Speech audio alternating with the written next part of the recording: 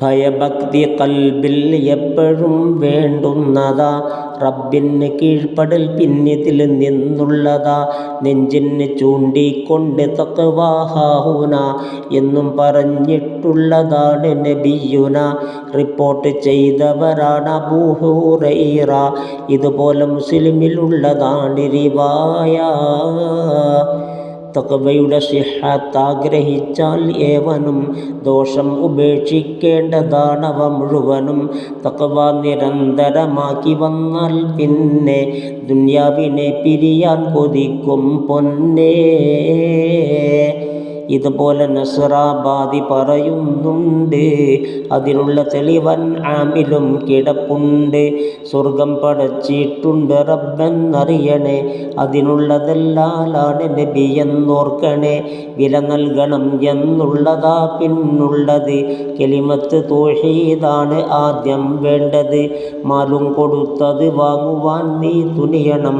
നീ നിന്റെ നഫ്സും കൂടി വിലയായി നൽകണം. അതുപോലെ മറ്റൊരു ഭവനമാ ദുനിയാവ്. ദല്ലാല് ഇബ്ലീസാണ് വാങ്ങാൻ കേവ്.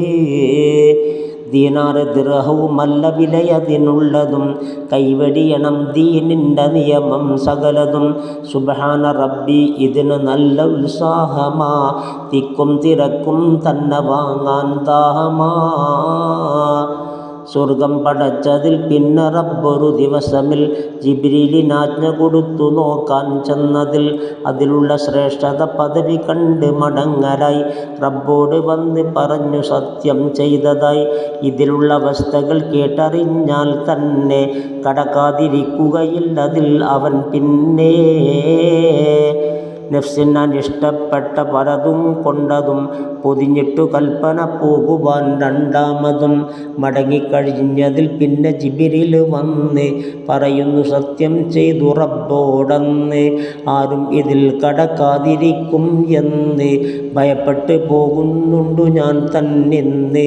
പിന്നീട് ജിബ്രീലോട് നരകം ചെന്ന് നോക്കെന്ന് കൽപ്പന വന്നു റബ്ബിൽ നിന്ന്.